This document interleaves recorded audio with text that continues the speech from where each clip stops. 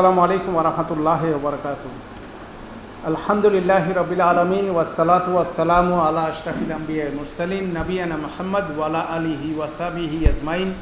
রব্বি ইশরাহ লি সাদরি ওয়া ইয়াসসির লি আমরি ওয়াহলুল উকদাতাম মিন লিসানি ইয়াফকাহু কাওলি। আলহামদুলিল্লাহ, আমরা ইনশাআল্লাহ সিয়াম সংক্রান্ত সূরা বাকারার যে ন্যারেশনটা আছে আজকে আমরা এটা ইনশাআল্লাহ শেষ করব।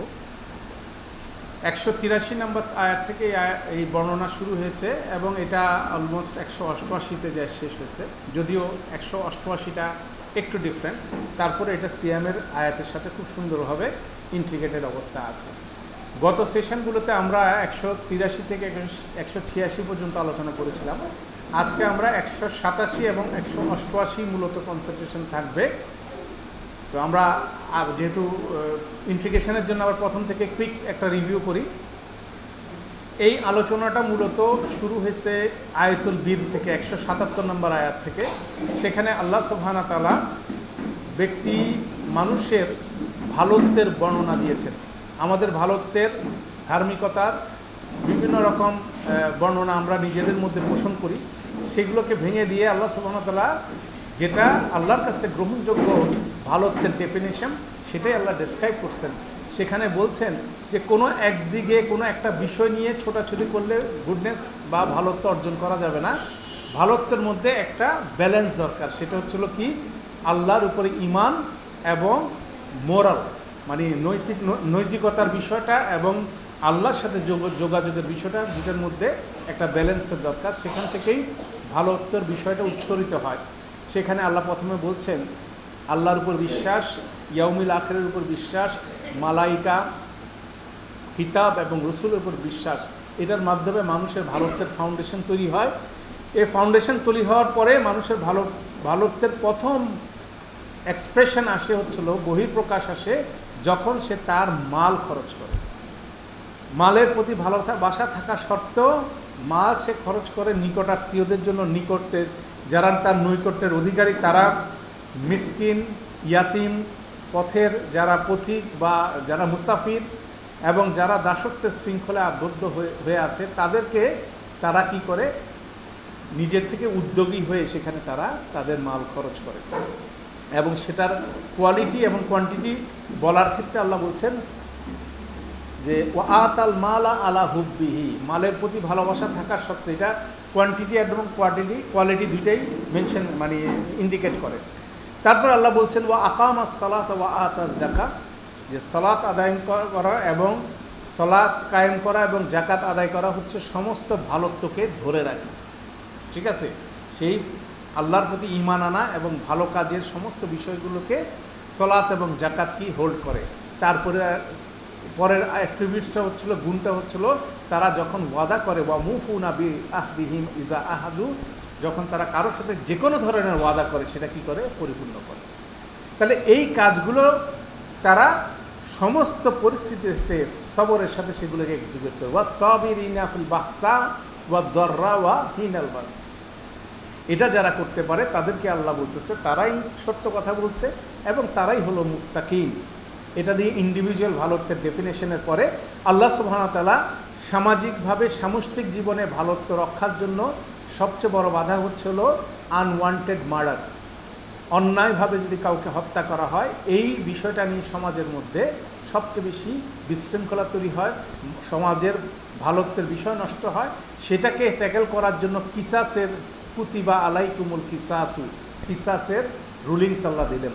কিসাস হচ্ছে এমন একটা ব্যবস্থা যে ব্যবস্থার মাধ্যমে এই সোশ্যাল এই মন্দ কাজটাকে হ্যান্ডেলের মাধ্যমে সামাজিক ভালোত্বের ব্যাপারটা মেনটেন করা সম্ভব। সামাজিক ভালোত্বের আরেকটা গুরুত্বপূর্ণ অংশ হচ্ছিল পরিবার। পরিবারের গুডনেস মেনটেন করার জন্য খুব গুরুত্বপূর্ণ হচ্ছিল পরিবারের রেখে যাওয়া সম্পত্তির ডিস্ট্রিবিউশন। সেজন্য ওয়াসিয়তকে ম্যান্ডেটরি করা হয়েছে। আল্লাহ সুবহানাহু ওয়া তাআলা বাধ্যতামূলক করছেন যাতে তারা সঠিকভাবে ওয়াসিয়ত করে যায়। ওয়াসিয়ত যারা ওয়ারিশ তাদের জন্য আল্লাহ ভাগ ডিসাইড করে দিয়েছেন এবং এর বাইরে কেউ তার সম্পত্তি ওয়াসিয়ত করতে পারে ম্যাক্সিমাম 1/3 তার ওয়ারিশদের বাইরে। সেগুলোর ব্যাপারে আল্লাহ অ্যাওয়ারনেসের জন্য সে আয়াতগুলো দিলেন। তাহলে প্রথমে ইন্ডিভিজুয়াল ভালোত্ব, তারপরে সামষ্টিক ভালোত্ব রক্ষা এবং তারপর পারিবারিক গুডনেসের পরে আল্লাহ সুবহানাহু ওয়া তাআলা আসলেন, সিয়ামকে ইন্ট্রোডিউস করলেন। কুতিবা আলাইকুমুস সিয়াম ইয়া আইয়ুহাল্লাযিনা আমানু কুতিবা আলাইকুমুস সিয়ামু কামা কুতিবা আলাল্লাযিনা মিন ক্বাবলিকুম লাআল্লাকুম তাত্তাকুন। সিয়ামকে আল্লাহ বললেন যে তোমাদের উপর বাধ্যতামূলক করা হলো, যেভাবে পূর্ববর্তীদের মধ্যে করা হয়েছে, যাতে করে তোমরা কি অর্জন করতে পারো, তাকওয়া অর্জন করতে পারো, নিজেদেরকে প্রোটেক্ট করতে পারো, যেটা পূর্ববর্তী জেনারেশন পারে নাই। আল্লাহর এক্সপেকটেশন এই জেনারেশন সেই জিনিসটা পাবে। তাহলে সিয়াম আসলো কি জন্য?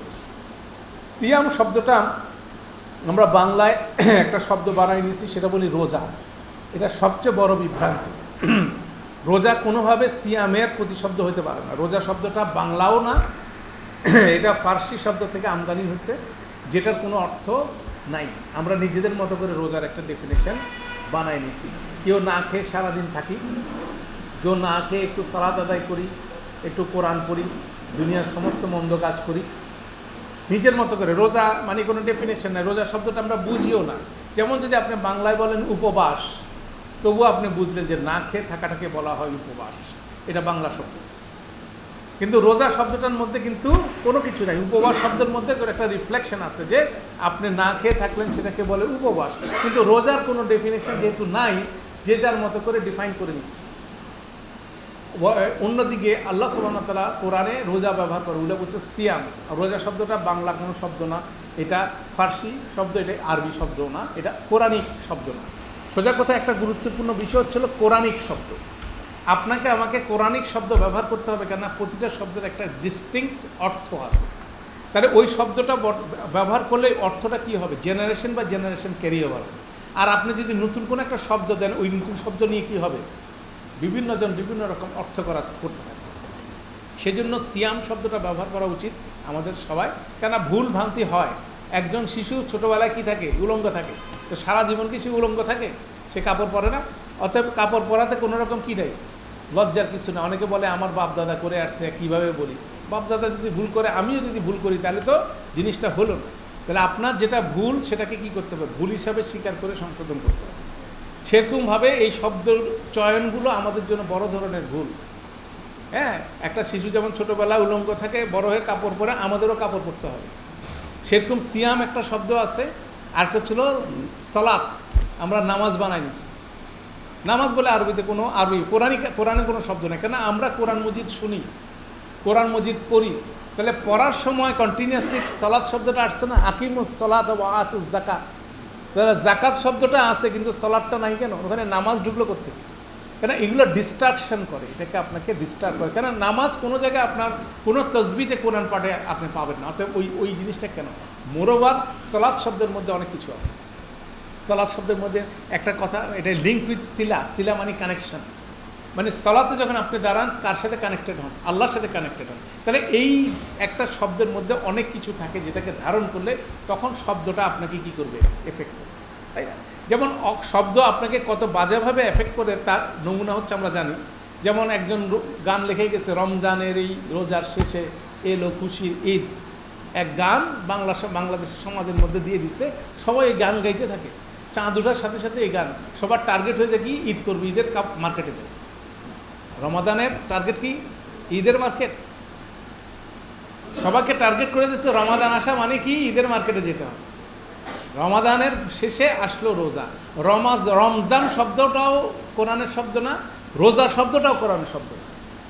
তাহলে ফরেন যেটা অর্থবিহীন শব্দটাকে আপনি আপনার মতো করে লিঙ্ক করে আপনি নতুন একটা ধর্ম তৈরি করে ফেলতেছেন, যে ধর্মের উদ্দেশ্য রমজানেরই রোজার শেষে এলো খুশির ঈদ। প্রথম দিন থেকে এটা চলতে থাকে। তাহলে শব্দ কত খারাপভাবে মানুষের আকিদাকে, মানুষের বিশ্বাসকে, মানুষের কর্মপন্থাকে ইনফ্লুয়েন্স করে, সেটা একটা গুরুত্বপূর্ণ। সেজন্য শব্দ পরিবর্তন করতে হবে, শব্দের অর্থগুলো অ্যাকুরেটলি শিখতে হবে। কেন বেশি শব্দ না, আপনাকে সিয়াম শিখতে হবে, সালাত শিখতে হবে, হজ শিখতে হবে, জাকাত শিখতে হবে। তাহলে এগুলো তো বেশি কিছু শব্দ না, এগুলো টার্মিনোলজি, এগুলো মুসলিমদের টার্মিনোলজি। এই টার্মিনোলজিগুলো অর্থবহভাবে শিখতে হবে। আল্লাহ আমাদের তৌফিক দান করুক। তাহলে সিয়াম শব্দটার রুটটা যেটা গত ক্লাসে আমরা আলাপ করেছিলাম, সিয়াম শব্দটা সাহাবীরা বুঝছেন কীভাবে? যখন এই আয়াত নাজেল আগে হয়, তার আগে সিয়াম বলতে আরবের লোক বুঝতো যুদ্ধের জন্য ঘোড়াকে প্রিপেয়ার করা। একটা ঘোড়া গরম আবহাওয়ার মধ্যে কোনোভাবে কি স্বাচ্ছন্দ্যে চলতে পারে না, অথচ তাকে দিয়ে যুদ্ধ করতে হবে। তাকে নিয়ে যুদ্ধ করতে হবে। তখন তার ঘোড়ার সহনশীলতা বাড়ানোর জন্য, সহিষ্ণুতা বাড়ানোর জন্য তখন তাকে কী করে, অনেক সময় ধরে খাবার না দিয়ে, পানি না দিয়ে তার সহ্য ক্ষমতা, সহিষ্ণুতা বাড়ানো হতো। গরম হাওয়ার মধ্যে তাকে রাখা হতো যাতে সে কষ্ট সহিষ্ণু হয়। তাহলে যুদ্ধের জন্য এরকম একটা ঘোড়া প্রিপেয়ার করাকেই তারা সিয়াম বলতো। এই জন্য ঘোড়ার সাথে যারা করতো। তাহলে এই আয়াত নাজিল হওয়ার সাথে সাথে সাহাবীরা বলে মনে করলেন কিনা আমরা ঘোড়া হয়ে গেলাম, মানে আমাদের সামনে কোনো একটা যুদ্ধ আছে। সেই যুদ্ধটা কি? আমাদের যুদ্ধটা হচ্ছে শয়তানের সাথে যুদ্ধ, নফসের সাথে যুদ্ধ, ঠিক আছে? এবং সিয়ামের আমাদের যেগুলো লেজিটিমেট বিষয়, আমাদের ক্ষুধা, তৃষ্ণা এবং প্রবৃত্তি, যেগুলো আমরা লেজিটিমেট উপায়ে আমরা এগুলো নিবারণ করতে পারি, ঠিক আছে, সেগুলো থেকে দিনের বেলা আমাদের কি থাকতে হয়? বিরত থাকতে হয়। তাহলে লিগ্যাল জিনিসগুলো বিরত থাকলে ইললিগ্যাল জিনিসগুলোকে রিজেক্ট করা আরও বেশি সহজ হবে। কেন বিরত থাকতেছি? আল্লাহকে খুশি করার জন্য। তাহলে আল্লাহ সচেতনতা এখানে আপনার রিফ্লেক্টেড হচ্ছে, ঠিক আছে? তাহলে এটা হচ্ছে একটা গুরুত্বপূর্ণ বিষয়, তাই না? তাহলে সিয়াম শব্দটা এইভাবে বুঝলে তাহলে আপনার এটার অ্যাটিটিউডটা আপনি বুঝতে পারবেন আসলে কী জিনিসটা।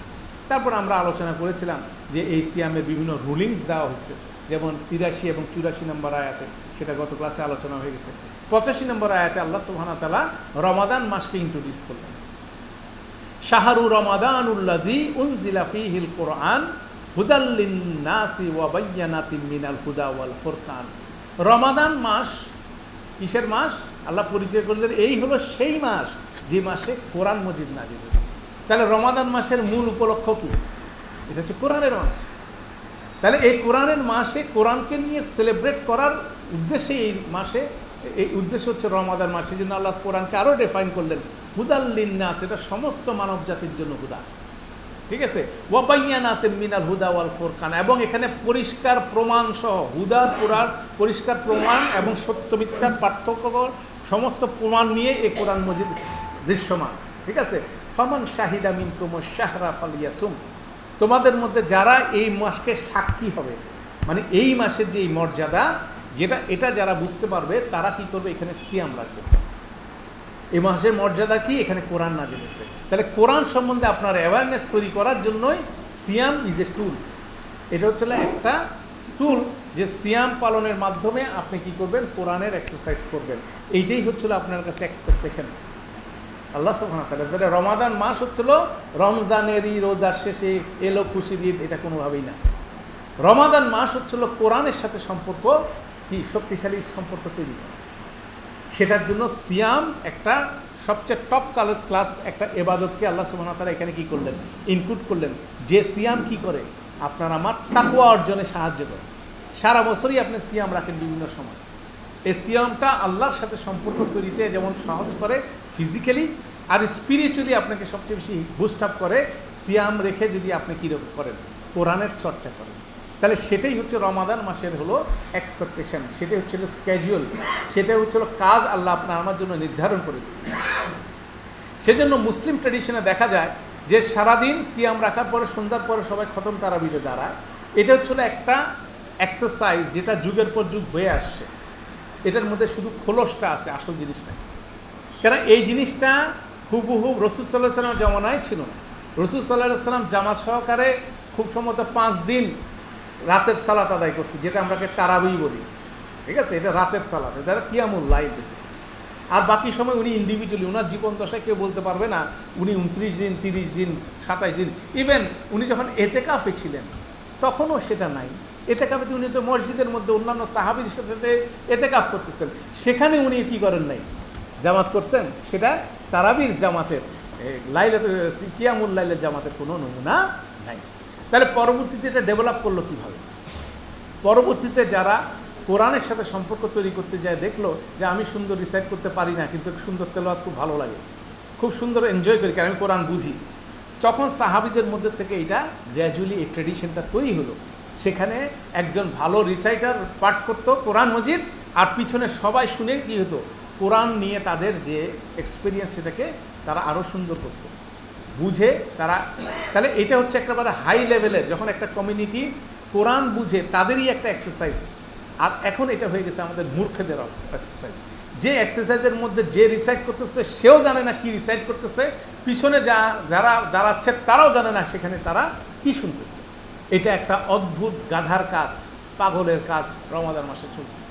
অথচ এই অবস্থা থেকে উত্তরণের কোনো রকম প্রচেষ্টা আমাদের মধ্যে নাই। অথচ এই মডেলটা হচ্ছিল সাহাবীদের কোরআন নিয়ে এক্সারসাইজের একটা টপ লেভেলের কি ডেমনস্ট্রেশন, ঠিক আছে? সেটা অন্ধ অনুকরণের ফলশ্রুতিতে এটা। তাহলে কোরআন মজিদকে রমাদান মাসে এক্সপিরিয়েন্স করা, এবং আমরা এটাও বলছি যে দুইটা সপ্তাহ, একটা হচ্ছে রুহ আর একটা হচ্ছে নাফস। রুহ হচ্ছে 100% ঈমান আছে, তার খাদ্য হচ্ছে কোরআন মজিদ বুঝে পড়া। তার খাদ্য যদি কোরআন মজিদ বুঝে রমাদান মাসে যদি আপনি তাকে কোরআন মজিদ ফিট করতে পারেন, সারা বছর রুহ কি করবে? আপনাকে ডমিনেট করবে আপনার সমস্ত কর্মকাণ্ডে। আপনার শয়তানের সাথে যে আমাদের পরিষ্কার শত্রুতা যুদ্ধ, সেখানে রুহ আপনাকে সবচেয়ে বেশি ফিট করবে। সেরকম একটা কনসেপ্ট নিয়ে আল্লাহ সুবহানাহু ওয়া তাআলা এই কাজ বলছেন। এবং এই ডেসক্রিপশনের মধ্যে আল্লাহ বলছেন, ইউরিদুল্লাহু বিকুমুল ইউসরা ওয়ালা ইউরিদু বিকুমুল উসরা। আল্লাহ তোমাদের জন্য সহজ করতে চান, তিনি তোমাদের জন্য কঠিন করতে চান না। কি? তাকওয়া অর্জনটা। আপনাকে ফিজিক্যালি মনে হতে পারে কষ্ট হচ্ছে, কিন্তু ফিজিক্যালি কষ্ট হলে আলটিমেটলি আপনার জন্য ইজি। তারপর এখানে বলেন না ওয়ালি তুকমিনুল ইদ্দাতা, যাতে করে তোমরা গণনা পূর্ণ করতে পারো। কেন? এটা হচ্ছে 30 দিনের কোর্স। তাহলে 30 দিনের কোর্সটা যাতে আমরা কুইকলি কম্পাইল করতে পারি, সেজন্য আমাদেরকে একটা মাস দিয়ে দিচ্ছে, যাতে আমাদের জন্য জিনিসটা ইজি হয়। আপনি দেখবেন নফল সিয়াম রাখা খুব কঠিন কাজ, অ্যাটেস্টেড 7 দিন রাখেন আপনার জন্য ইজি, তাই না? তাহলে সেরকমভাবে আল্লাহ বলতেছে। তারপর হচ্ছে ওয়ালি তুকাব্বিরুল্লাহ আলা মা হাদাকুম, যাতে করে তোমরা আল্লাহর গ্রেটনেস ঘোষণা করতে পারো যেভাবে আল্লাহ তোমাদেরকে হেদায়েত দিচ্ছে। এটা গুরুত্বপূর্ণ জিনিস। ওয়ালি তুকাব্বিরুল্লাহ আলা মা হাদাকুম, যেভাবে হেদায়েত দিচ্ছেন, হেদায়েতটা পাবেন কোত্থেকে? কোরআন মজিদের মাধ্যমে। তাহলে রমাদান মাসে কোরআনের এক্সারসাইজ, সিয়াম পালনের ব্লেন্ডে আপনি এমন একটা হেদায়েত পাবেন যেখানে আপনি খুব জোরে জোরে বলবেন কি? আল্লাহু আকবার, আল্লাহু আকবার, আল্লাহু আকবার, লা ইলাহা ইল্লাল্লাহু, আল্লাহু আকবার, আল্লাহু আকবার, ওয়ালিল্লাহিল হামদ। এটা কেন বলা হয়? কেন? এটা সারা রমাদান মাসের এক্সপিরিয়েন্স হচ্ছে এটা। প্রতিটা সালাতের পরে আপনি যখন তাসবিহ করেন তখন কি করেন? সুবহানাল্লাহ, আলহামদুলিল্লাহ, আল্লাহু আকবার। সুবহানাল্লাহ এবং আলহামদুলিল্লাহ হচ্ছিল আল্লাহর মহিমা ঘোষণা, আল্লাহর প্রশংসা, ধন্যবাদ জানানোর দুইটা তাসবিহ। এটা দিয়ে যখন আপনি আপনার হৃদয় আপনি যখন বুস্টেড আপ হন, তখন আপনি আল্লাহু আকবার আপনাকে দুনিয়াতে ইমপ্লিমেন্ট করতে হয়। মানে যে কোনো কাজের ক্ষেত্রে আল্লাহর প্রেফারেন্স আগে। এইটা হচ্ছে তাকওয়ার বিষয়। আপনাকে এই জন্য আল্লাহু আকবার বলে সালাতে ডাকা হয়। যে আল্লাহু আকবার বলা মানে কি? আজান শুরু হয় কি? যা কাজে আছে, কেউ হয়তো বা ঘুমাচ্ছে, কেউ হয়তো বা খাচ্ছে, কেউ হয়তো বা কাজের মধ্যে আছে, সবগুলোর মধ্যে থেকে সবার এখন কাজ কি? সালাতে। এবং সালাতের মধ্যে যখন আপনি পজিশন চেঞ্জ করেন, ওখানেও কি বলেন? আল্লাহু আকবার। কেন? আল্লাহ নির্দেশ দিয়েছে বলেই আপনি কিয়াম থেকে কোথায় যাচ্ছেন? রুকুতে যাচ্ছেন, সেজদায় যাচ্ছেন, সবগুলো কি আল্লাহর আদেশ ক্রমে হচ্ছে। আল্লাহু আকবার এরকম ইমপ্লিমেন্টেশন।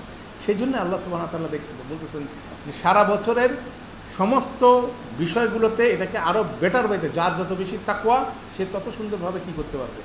আল্লাহু আকবার বলতে পারবে। এই টোটাল প্রসিডিউর আপনাকে দিচ্ছেন, রমাদান মাস দিচ্ছেন, কোরআন দিচ্ছেন, সিয়ামের প্রসিডিউর দিয়ে একটা ট্রেনিং সেশন করে দিচ্ছেন, দিয়ে তাকওয়া অর্জন আপনার আমার জন্য সহজ করে দিচ্ছেন। সেজন্য আপনার কি করা উচিত? আল্লাহকে অবশ্যই ধন্যবাদ দেওয়া উচিত। সেজন্য আল্লাহ বলতেছেন ওয়ালা আল্লাকুম তাশকুরুন, যাতে তোমরা কি করতে পারো? শুকরিয়া আদায় করতে পারো যে আমি এত ঝামেলার মধ্যে থেকে তোমাকে ট্রেনিং করে নিয়ে আমি কি করছি? 11 মাস I am in a better position. এরপরের আয়াত হচ্ছে 186-তে আল্লাহ সুবহানাহু ওয়া তাআলা আল্লাহর সাথে বান্দার যে সম্পর্ক, যে অসাধারণ সম্পর্ক, সেটাকে ডেসক্রাইব করতেছেন। ওয়া ইযা সাআলাকা ইবাদি আন্নী ফাইন্নী কারীব, যদি আমার বান্দা তোমাকে জিজ্ঞাসা করে আমার সম্পর্কে, আমি নিকটে, কিন্তু আর কোনো কিছু না, ও মনে করলেই কিন্তু আমি নিকটে। উজিবু দাওয়াতা দাঈ ইযা দান, যখন সে আমাকে ডাকে আমি কি করি? তার রেসপন্স করি। তাকে হিজাব করতে হবে, তাকে 5 ওয়াক্ত নট নেসেসারি, সে যদি সিনসিয়ারলি কল করে আমি তাকে রেসপন্ড করি। আমি হচ্ছে এতটুকু আগ্রহী। ফালিয়াস্তাজিবু লি, অতএব তাদের উচিত আমার কথা মেনে চলা। ওয়া ইউমিনু বি, এবং আমার উপর বিশ্বাস রাখা। লাআল্লাহুম ইয়ারশুদুন, যাতে করে তারা সব সঠিক পথ পেতে পারে। তাহলে আমরা এই সিরিজে 183 থেকে 186-র মধ্যে 3টা বাক্য পেলাম। লাআল্লাকুম তাত্তাকুন, লাআল্লাকুম তাশকুরুন লাআল্লাহুম ইয়ারশুদুন। তাহলে যাতে করে সিয়াম পালন করতেছি, যাতে করে তাকওয়া অর্জন করতে পারি। রমাদান দিয়েছেন আল্লাহ যাতে করে আমরা শুকরিয়া আদায় করতে পারি। কেন কোরআন দিয়েছেন, সেখান থেকে সিয়ামের মাধ্যমে দুইটার ব্লেন্ড দিয়ে আমরা আল্লাহ সচেতনতা সবচেয়ে হাইটে নিয়ে যেয়ে আমরা কি এরকম একটা টুলের জন্য আমরা কি করতে পারি, সার্বিকভাবে শুকরিয়া আদায় করতে পারি। আর আল্লাহ সুবহানাহু ওয়া তাআলা দোয়া করতে বলছেন, তার কাছে চাইতে বলছেন, যাতে করে আমরা কি করতে পারি, স্ট্রেইট রাস্তায় কন্টিনিউয়াসলি থাকতে পারি। তাহলে দোয়া হচ্ছিল আলটিমেটলি তাকওয়া রিফ্লেকশন। যত বেশি আপনার আমার তাকওয়া বাড়বে তত বেশি আল্লাহর কাছে আমরা চাইতে থাকবো। রাসূল সাল্লাল্লাহু আলাইহি সাল্লাম বলে গেছেন যে জুতার ফিতার জন্য চাও। তাহলে জুতার ফিতার জন্য আপনি কখন চাবেন? যখন আপনি ওভাবে ফিল করবেন আল্লাহকে, যে একটা ছোট বাচ্চা যেমন তার মার কাছে কন্টিনিউয়াসলি সব কিছুর জন্য চায়, ঠিক একভাবে একটা মানুষও আল্লাহর কাছে যখন সব কিছু চায়, তাহলে এইটা হচ্ছে তাকওয়ার একটা হাইট আল্লাহ সুবহানাহু ওয়া তাআলা আপনাকে দেখাচ্ছে। ঠিক আছে, এটার পরে আমাদের আজকের আলোচনার বিষয় হচ্ছিল 187, 188। 187 নম্বর আয়াতে মূলত রমাদানের একটা প্রসিডিউর এখানে বলা হচ্ছে। বেসিক্যালি আমরা বলছি সিয়াম পালনের মাধ্যমে, সিয়ামের প্রসিডিউর, রমাদান না, এটা হচ্ছে সিয়ামের প্রসিডিউর। সিয়ামের মধ্যে আমরা তিনটা জিনিস থেকে বিরত থাকি, লেজিটিমেট বৈধ তিনটা জিনিস। সেটা ছিল ক্ষুধা, একটা তৃষ্ণা, আরেকটা ছিল আমাদের প্রবৃত্তি, মানুষের যে ফিজিক্যাল প্রবৃত্তি থাকে। এই তিনটা যেটা আমাদের জন্য লেজিটিমেট, সেখান থেকে আমাদের যেটা বৈধ সেখান থেকে আমরা নিজেদেরকে উইথড্র করে রাখি। তাহলে এই তিনটা থেকে উইথড্র করে রাখি, এবং সিয়ামের রাতগুলোতে এগুলো কি সবগুলো বৈধ, সিয়ামের দিনগুলোতে এগুলো হচ্ছিল নিষিদ্ধ। তাহলে এই যে একটা ট্রানজিশন, এটাকে খুব সুন্দরভাবে আপনার বর্ণনা করা হচ্ছে এখানে। সেখানে শুরু করা হচ্ছে এভাবে, উহিল্লা লাকুম লাইলাতা সিয়ামি আর রাফাসু ইলা নিসাইকুম। সিয়ামের রাতগুলোতে তোমাদের জন্য তোমাদের স্ত্রীদের সাথে ঘনিষ্ঠ হওয়ার কে কি করা হচ্ছে, হালাল করা হচ্ছে। ঠিক আছে, আমি সিম্পল ট্রান্সলেশন বলছি, তারপরে ইংরেজি যাব। হুন্না লিবাসুল্লাহ হুকুম ওয়া আনতুম লিবাসুল্লাহুম। তারা তোমাদের পরিচ্ছদ, তোমরা তাদের পরিচ্ছদ, মানে তারা তোমাদের পোশাক, তোমরা হচ্ছে তাদের পোশাক। আলিমাল্লাহু আন্নাকুম কুনতুম তাখতানুনা আনফুসাকুম ফাতাবা আলাইকুম ওয়া আফা আনকুম। তোমরা নিজেদের সাথে নিজেরা প্রতারণা করছিলে, তোমাদের এই অনুতপ্ত হওয়াটা তিনি গ্রহণ করেছেন এবং তোমাদেরকে ক্ষমা করছেন। ফাল আনা বাশিরুহুন্না ওয়াবতাগু মা কাতাবাল্লাহু লাকুম। এবং এখন তোমরা তোমাদের স্ত্রীদের সাথে কি করো, ঘনিষ্ঠ হও, এবং আল্লাহ যে তোমাদের জন্য যা কিছু লিখেছেন সেটা তোমরা এনজয় করো। ঠিক আছে, তারপর বলতেছে ওয়াকুলু ওয়াশরাবু, এবং খাও এবং পান করো, হাত্তা ইয়াতাবায়্যানা লাকুমুল খাইতুল আবওয়াদু মিনাল খাইতিল আসওয়াদি মিনাল ফজর। এবং তোমরা কি করো, খাও এবং পান করো যতক্ষণ ফজরের কালো রেখা এবং সাদা রেখা দুইটা যতক্ষণ পর্যন্ত আলাদা না হয়। সুম্মা আতিম্মু সিয়ামা ইলাল লাইল, এবং সিয়ামটা রাত্রি পর্যন্ত কি করো, রাত্রির মানে শুরু হওয়ার পর্যন্ত তোমরা এটাকে কন্টিনিউ করো। ওয়ালা তুবাশিরুহুন্না ওয়া আনতুম আকিফুনা ফিল মাসাজিদ। এবং তোমরা তোমাদের স্ত্রীদের সাথে ঘনিষ্ঠ হও না যখন তোমরা মসজিদে ইতিকাফে যাও। তিলকা হুদুদুল্লাহ, এটা হচ্ছে আল্লাহর হুদুদ, আল্লাহর সীমারেখা। ফালা তাকরাবুহা, এটা নিকটে ধারে কাছে তোমরা যেও না। কাযালিকা, এইভাবে, ইউবাইয়িনুল্লাহু আয়াতিহি লিন্নাস, এইভাবে আল্লাহ তার আয়াতসমূহ মানুষের জন্য বর্ণনা করেন। লাআল্লাহুম ইয়াত্তাকুন, যাতে তারা নিজেদেরকে কি করতে পারে, প্রোটেক্ট করতে পারে। এটা হচ্ছিল গ্রস একটা ট্রান্সলেশন। আপনাকে আমি বললাম যেখানে দেখা যাচ্ছে একটা প্রসিডিউরের কথা বলা আছে। এবং ইন্টারেস্টিং জিনিস হচ্ছিল 183 শুরু হয়ে গেছে অ্যাড্রেস দিয়ে, ইয়া আইয়ুহাল্লাযিনা আমানু, ওহে যারা ঈমান এনেছো। 187 শেষ হচ্ছে কি, কাযালিকা ইউবাইয়িনুল্লাহু আয়াতিহি লিন্নাস, সমস্ত মানব জাতির জন্য আল্লাহ সুবহানাহু ওয়া তাআলা তার আয়াতগুলো বর্ণনা করতেছেন। তাহলে এখানে দেখা যাচ্ছে ইমানদার থেকে সমস্ত মানব জাতির মধ্যে অসাধারণ কিছু, স্পেশালি 187 নম্বর আয়াতের মধ্যে একটা ফিড আছে, যেটার মাধ্যমে কি করতে পারে, সমস্ত মানব জাতি নিজেকে কি করতে পারবে, রক্ষা করতে পারবে। স্পেশালি 187 নম্বর আয়াতে যেটা বলা আছে, সেখানে সমস্ত মানব জাতির জন্য একটা অসাধারণ হেদায়েতের বিষয় আছে, সেটাই হচ্ছিল এখানে বিষয়। তাহলে এই রিফ্লেকশন নিয়ে আমরা একটু ইন্ডিভিজুয়ালি যাই। তাহলে এখানে মূলত আমরা তিনটা জিনিসের কথা বলছি।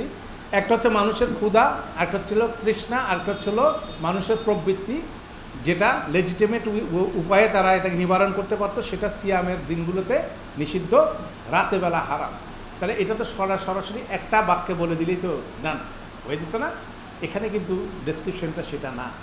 সেই ডেসক্রিপশনটার ক্ষেত্রে দেখা যাচ্ছে যে এখানে চারটা বাক্য অলমোস্ট চারটা সেন্টেন্স বাক্য ব্যয় করে মানুষের প্রবৃত্তি, লেজিটিমেট প্রবৃত্তি যেটা দিনের বেলা নিষিদ্ধ, সেটা রাতেবেলা সে কিভাবে এটাকে এনজয় করবে, সেটাকে সেভাবে কিভাবে সে এক্সারসাইজটা করবে, সেটার ব্যাপারে বলা হচ্ছে। আর খাওয়ার এবং ক্ষুধা এবং তৃষ্ণা মেটানোর যে বিষয়টা একটা লাইনে কিন্তু শেষ। তাহলে দেখা যাচ্ছে যে এই দুইটার ওইটার মধ্যে কিন্তু একটা বড় ধরনের ইম্পর্টেন্সের ডিফারেন্স এখানে দেখা যাচ্ছে। এটা শুরু হচ্ছে উহিল্লা লাকুম লাইলাতা সিয়ামি আর রাফাসু ইলা নিসাই। সিয়ামের রাতগুলোতে তোমাদের স্ত্রীদের সাথে তোমাদের ঘনিষ্ঠতাকে কি করা হয়েছে? হালাল করা হয়েছে। ঠিক আছে? এখন এখানে কয়েকটা জিনিস বলা খুব জরুরি। কোরআন মজিদে আল্লাহ সুবহানাহু ওয়া তাআলা হাজব্যান্ড ওয়াইফের মধ্যে যে ইন্টিমেট রিলেশন, এটার ব্যাপারে অনেকগুলো জায়গায় ডেসক্রিপশন দিয়েছেন, কিন্তু কোনো জায়গায় আল্লাহ সুবহানাহু ওয়া তাআলা এক্সপ্লিসিট হন নাই, মানে একেবারে উন্মুক্তভাবে উনি কথা বলেন নাই। উনি খুব শৈল্পিকভাবে, রোমান্টিকভাবে কথাগুলো উনি বলছেন। কিন্তু আপনি দেখবেন আমাদের যখন রিলিজিয়াস প্রিচিং হয়, এই বিষয়গুলো যখন আসে, তখন খুব কর্কশ ভাষা এবং খুব এক্সপ্লিসিট ভাষা ব্যবহার করা হয়, যেটা অনেকের জন্য কি হয়, অনেকের জন্য বিড়ম্বনার কারণ হয়। জুমার খুতবায় যখন একজন ইমাম সাহেব, যেখানে বাচ্চাও আছে বড়ও আছে, সবাই যখন এই বিষয়গুলো আসে, তখন উপস্থাপনা is not a good one, যেটা এম্বারেসিং হয়। কেন না? এটা হচ্ছিল কার জন্য? যারা হাজব্যান্ড ওয়াইফ আছে তাদের জন্য। তাদের মধ্যে যারা যা কিছু ঘটে এটা কে জানে? তারা জানে। ঠিক আছে? এটা একটা অবভিয়াস ব্যাপার। অবভিয়াস ব্যাপারটা যেহেতু তারা জানে, তখন এখানে ইশারা কথাগুলো বলাটা অনেক বেশি ভালো। তাহলে সেই জিনিসটা আল্লাহ সুবহানাহু ওয়া তাআলা কোরআন মজিদে ডেসক্রাইব করছেন, যখন উনি এটাকে আরও ডিটেইল ওয়েতে ডেসক্রাইব করছেন তখন। তাহলে আল্লাহ সুবহানাহু ওয়া তাআলা এখানে বলতেছেন আর রাফাসা, এই একটা শব্দ আমরা এখানে দেখতেছি। আর রাফাসা শব্দটা কোরআন মজিদে দুই জায়গায় ব্যবহার হয়েছে। একটা হচ্ছে সিয়ামে, এখানে কি বলছে? উহিল্লা লাকুম লাইলাতা সিয়ামি আর রাফাসু ইলা নিসা। সিয়ামের রাতগুলোতে রাফাসা, তোমাদের ওয়াইফদের সাথে রাফাসাকে কি করা হয়েছে? হালাল করা হয়েছে। হজের আয়াত যেটা আছে 197 সূরা বাকারা, সেখানে বলছে ফামান ফারাদা ফিহিন্নাল হাজ্জা ফালা রাফাসা ওয়ালা ফুসুকা ওয়াল জিদাল। হজের সময় এই রাফাসা কি বলা হচ্ছিল? নিষিদ্ধ। এখন রাফাসা শব্দটাকে যদি আপনি যান, আমরা অ্যারাবিক ডিকশনারিতে যাই, এখানে যা বলছিল অনেকগুলো ট্রান্সলেশন, আমি এটাকে স্মুথ করে দিচ্ছি। এটা বলছে স্ত্রীর সাথে ঘনিষ্ঠতা, অনেকে এক্সপ্লিসিট ট্রান্সলেশন করতেছে। রাফাসা শব্দটা আসলে ট্রান্সলেশন করলে এটার ট্রান্সলেশনের বিষয়গুলো হারায় যায়, মানে এটা আসলে you can't translate in one word. হ্যাঁ, যার ফলে ট্রান্সলেট করার চেষ্টা করেন। দেখেন এখানে একটা আমরা ডিকশনারি থেকে পিক আপ করছি। রাফাসা শব্দের মধ্যে অশ্লীল আচরণ, অশ্লীল কথা বলা, নির্লজ্জতা করা, কামনা পরিতৃপ্ত করা এবং আরও যা আছে সেগুলো এখানে আছে। ঠিক আছে? তাহলে এখানে যে জিনিসটা আসে রাফাসা শব্দের মধ্যে, মূলত যে জিনিসটা হয় সেটা হচ্ছিল হাজব্যান্ড ওয়াইফের মধ্যে যে লেজিটিমেট রিলেশন, ইন্টিমেট রিলেশন আছে, সেখানে শুধুমাত্র অনেকগুলো কাজ হয়। সেটা কথা থেকে শুরু করে আলটিমেট অ্যাক্ট, যেটা ফিজিক্যাল অ্যাক্ট, টোটার মধ্যেই পুরা জিনিসটাই কিন্তু হয়। তাহলে একজন নববিবাহিত হাজব্যান্ড ওয়াইফের মধ্যে যে উষ্ণ একটা বিষয় থাকে, এটা কিন্তু দিনে দিনে কি হইতে থাকে? ফেইড হইতে থাকে। ঠিক আছে? তাহলে ফেইড হইতে থাকে, এটা কিন্তু একটা সাইকেল মানুষের জীবনে, এটা একটা খুব গুরুত্বপূর্ণ জিনিস।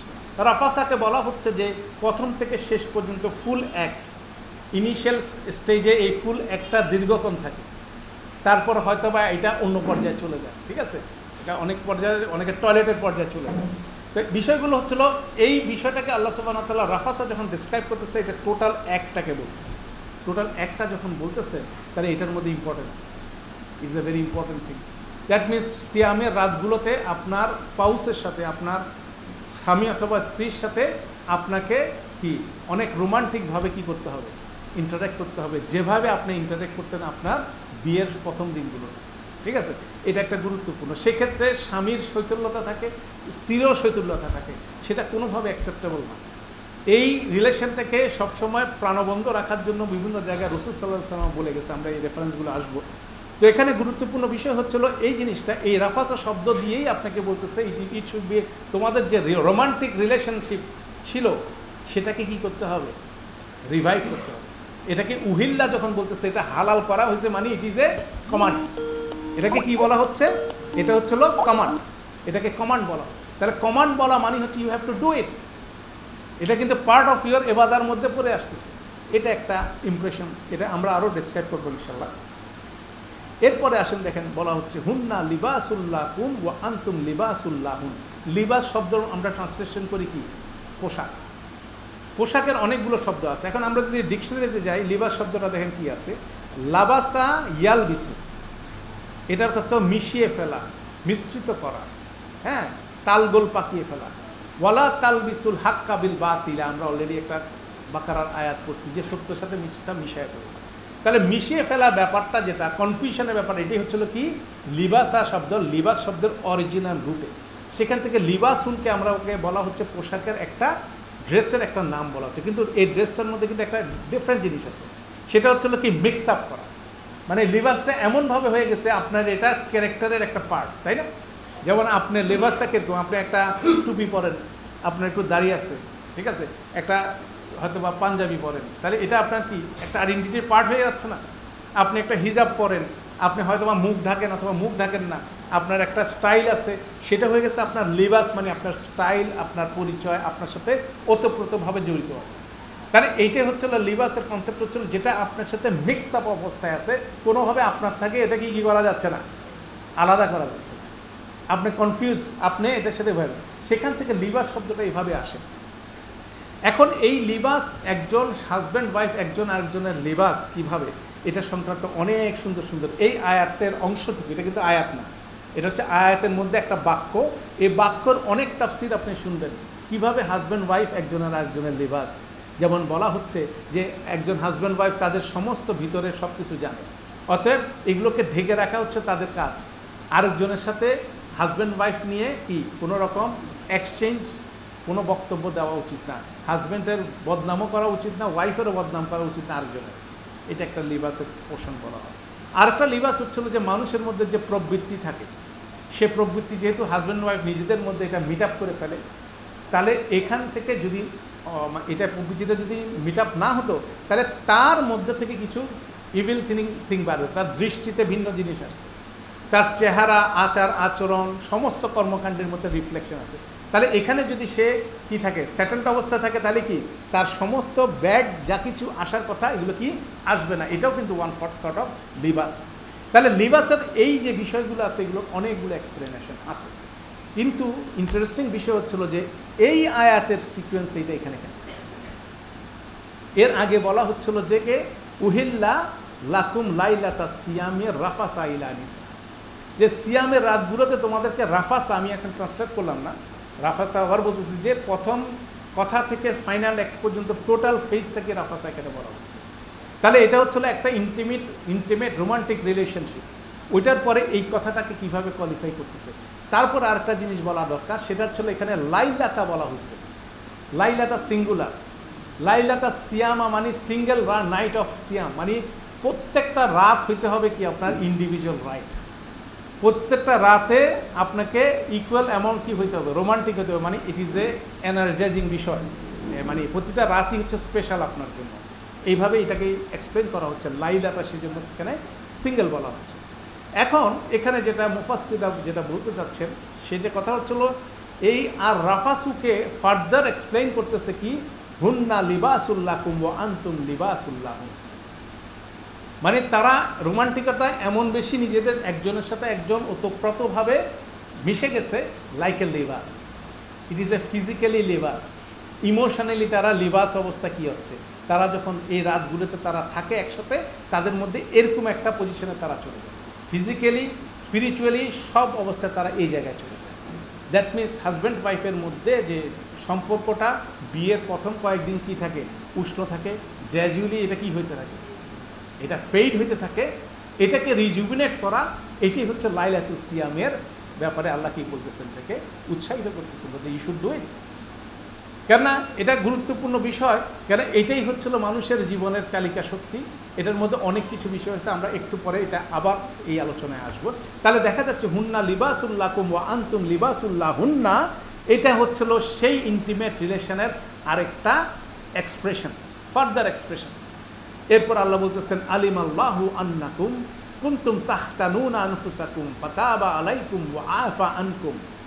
আল্লাহ খুব ভালো করে জানেন যে তোমরা তোমাদের নিজেদের সাথে আত্মপ্রতারণা করছিলে, সুতরাং তোমরা যখন অনুতপ্ত হলে আল্লাহ তোমাদেরকে কী করলেন, ক্ষমা করলেন। এটার একটা ঐতিহাসিক ঘটনা আছে।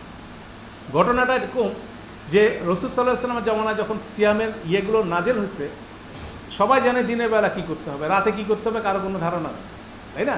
তাহলে রাতে বেলা কী করতে হবে সবাই সবার মতো করে বানায় নিচ্ছে, এটা করতে হবে এটা করতে হবে। তার মধ্যে একটা সিস্টেম তারা করে নিচ্ছে এরকম যে মাগরিবের পরে কেউ যদি একবার ঘুমায় যায়, ঠিক আছে, তারপর থেকে তার খাওয়া এবং ইন্টারাকশন বন্ধ, স্পাউসের সাথে ইন্টারাকশন বন্ধ। তো এরকম একটা ধারণা নিয়ে চলতেছিল। তো ওমর রাদিয়াল্লাহু তাআলা আনহু একদিন মাগরিবের পরে দেরিতে বাসায় ফিরে ওনার ওয়াইফের সাথে অ্যাপ্রোচ করছেন। তখন ওনার ওয়াইফ বলতেছে আমি তো ঘুমাইছি। তখন ওমর রাদিয়াল্লাহু তাআলা আনহু বললেন যে না, তুমি তো ঘুমাও নাই। তার পরবর্তীতে ওনাদের সাথে সেই ইন্টিমেট রিলেশন হয়। হওয়ার পরে ওমর রাদিয়াল্লাহু তাআলা আনহুর মনের মধ্যে কি খচখচ করতেছে, আসলে কি ঘুমাইছিল নাকি ঘুমায় নাই, ঘুমাইছিল কি ঘুমায় নাই। তাহলে ওনার মধ্যে এটা খচখচ করতেছে, উনি শান্তি পাচ্ছেন না। পরের দিন সকালে রাসূল সাল্লাল্লাহু আলাইহি ওয়াসাল্লামকে বলতেছেন যে এরকম ঘটনা আমি কী করবো, আমি কি ভুল করছি। এরকমভাবে এই সিমিলার কেস আরও 2-3 জন সাহাবী এসে হাজির হয়েছে। তখন এই আয়াত নাজিল হয়েছে। নাজিল হওয়ার মধ্যে আল্লাহ বলতে পারতেন যে তোমরা যেটা করছো সেটা ভুল না, ইটস ওকে, এটা বললে তো জিনিসটা ঠিক আছে। কারণ আসলে সিয়ামের রাতগুলোতে তো রাফাসা অ্যালাউড। তাহলে এটা যদি অ্যালাউড হয় তাহলে এভাবে কথা বললেন কেন আল্লাহ সুবহানাহু ওয়া তাআলা? বললেন যে আল্লাহ বললেন আলিম আল্লাহু আন্নাহুম কুনতুম তাখতুনুনা আনফুসাকুম। আল্লাহ খুব ভালো করে জানেন যে তোমরা নিজেদের সাথে কি করতেছো, প্রতারণা। এই একটা ঘটনা এরকম আল্লাহ যখন আয়াতটা এভাবে দিলেন, এটা আরেকটা দরজা খুলে দিল। দরজাটা হচ্ছে এরকম, মানুষের পাপ পুণ্যের ব্যাপারে আরেকটা সুন্দর দরজা খুললো। সে দরজাটা খুলে হচ্ছিল আপনি আমি বিভিন্ন জিনিস জানি, ভুল জানি, সঠিক জানি। যখন যেটা জানি সে জানার উপরে আমাদের অ্যাক্ট করতে হবে, কাজ করতে হবে। আমি একটা জিনিস ভুল জানতে পারি, ভুল জানার পরে এটাকে কী করতে হবে, ওইটার উপরে যদি আমি কাজ না করে ওটাকে যদি আমি অ্যাভয়েড করি তাহলে আমি নিজের সাথে কী করতেছি, প্রতারণা করতেছি। তাহলে নিজের সাথে প্রতারণা করাটাও কিন্তু একটা পাপ, নিজের সাথে প্রতারণা করাটা পাপ। যেমন মানুষের এই ইসলামে মানুষের যে বিশ্বাসের যে যাত্রা, ধর্ম পালনের যাত্রা, এখানে অনেক মানুষ পিছনের দিকে তাকালে দেখে যে অনেক ভুল। তাহলে কি সারা জীবনই ভুল? বিষয়টা হচ্ছিল যখন আপনি যেটা জানতেছেন যে ইট ইজ ট্রু, আপনাকে ওইটা কি করতে হবে, তো বাই হার্ট করতে হবে। আমি সুবিধাবাদী হলে হবে না, আমার প্রয়োজন হলো নাই, বিষয়টা এরকম না। তাহলে আল্লাহ সুবহানাহু ওয়া তাআলা ওই জায়গাটাতে একটা পিন দিলেন যে এই ঘটনাকে দিয়ে, এই ঘটনার যেহেতু ঘটনাটা ওই যে ইন্টিমেট রিলেশনশিপকে ফার্দার ক্ল্যারিফাই করলেন। দেখেন আরেকটু সময় নিলেন কিন্তু এর সাথে সাথে আরেকটা থিওরি আপনাকে দিয়ে দিলেন। হ্যাঁ, আল্লাহ তোমাদেরকে ক্ষমা করছে, তোমরা অনুতপ্ত হয়েছো যে না এটা মনে হয় ঠিক করি নাই, এটা মনে হয় ঠিক করি নাই। আল্লাহ বুঝছে যে তুমি তোমার নিজের সাথে আত্মপ্রতারণা করছো, যে তুমি এটার ব্যাপারে কনসার্ন, আল্লাহ তোমাকে ক্ষমা করে দিচ্ছে। তারপর আল্লাহ সুবহানাহু ওয়া তাআলা আবার বলতেছেন, হ্যাঁ বলতেছেন ফাল আনা বাশিরুহুন্না, অতঃপর তোমরা আবার কি করো, তোমাদের স্ত্রীদের সাথে কি ঘনিষ্ঠ হয়। এবার আল্লাহ সুবহানাহু ওয়া তাআলা সেকেন্ড ওয়ার্ড ইউজ করলেন। প্রথমে এটা কি আর রাফাসু, একটা শব্দের অর্থ আপনাকে বললাম। এবার বলি কি বাশিরুহুন্না, এটা হচ্ছে আরেকটা ইন্টিমেট রিলেশনের আরেকটা শব্দ। কোরআন মজিদে বা আরবিতে এরকম অনেক শব্দ আছে। আরবি ভাষা হচ্ছিল খুব রিচ ভাষা, প্রতিটা একটার আলাদা আলাদা বিষয় আছে। সেই জন্য আপনাকে একটা শব্দ দেখলাম, রাফাসা শব্দটা হচ্ছে একটা ব্রড শব্দ, কিন্তু এটা ইন্ডিভিজুয়াল একটা প্রান্ত না, এটা হচ্ছিল ব্রড ফুল একটাকে বলা হচ্ছে। সেখানে যেমন ধরেন বলা হচ্ছে মন্দ কথার কথা বলা হচ্ছে, মন্দ কথা, অশ্লীল কথা, ঠিক আছে, এগুলো যেটা হাজব্যান্ড ওয়াইফের মধ্যে হইতেই পারে। হইতে পারলে এটা কি সবসময় মন্দ হইতে পারে? Not necessary. যেমন এটার বোঝার জন্য সবচেয়ে ইজি এক্সাম্পল কি জানেন? আমরা বাংলায় যখন একজন আরেকজনকে সম্বোধন করি, আমরা কখনো বলি আপনি, কখনো বলি কি তুমি, কখনো বলি তুই। এখন তুই সম্বোধনটার দিকে খেয়াল করেন, আপনি কোনো সময় মানুষকে তাচ্ছিল্য করে তুই বলেন, আবার মানুষকে কি করেন খুব আদর করেও তুই বলেন, তাহলে তুই তো শব্দ একটাই। তাহলে এটা প্রেক্ষাপট উপলক্ষে কি হচ্ছিল, ভিন্ন ব্যবহার হচ্ছে না। তাহলে অশ্লীল শব্দ যেগুলো আমরা ব্যবহার সমাজের মধ্যে আছে, এগুলো অনেক অনেক সেন্সে অনেকভাবে ব্যবহার হইতেই পারে। সেটা হচ্ছে একটা ইন্টিমেসির ব্যাপারে বিভিন্ন জিনিস হতে পারে, ঠিক আছে। তাহলে সেটাও কিন্তু রাফাসার মধ্যে আসে, সেটা কিন্তু রাফাসার মধ্যে আসতে পারে। অতএব ইট ইজ অলসো অ্যালাউড। সেই জন্য দেখেন ওই একটার সাথে অশ্লীলতার অশ্লীল কথাবার্তা সব কিছুটার মধ্যে কিন্তু স্পেকের মধ্যে ইনক্লুডেড।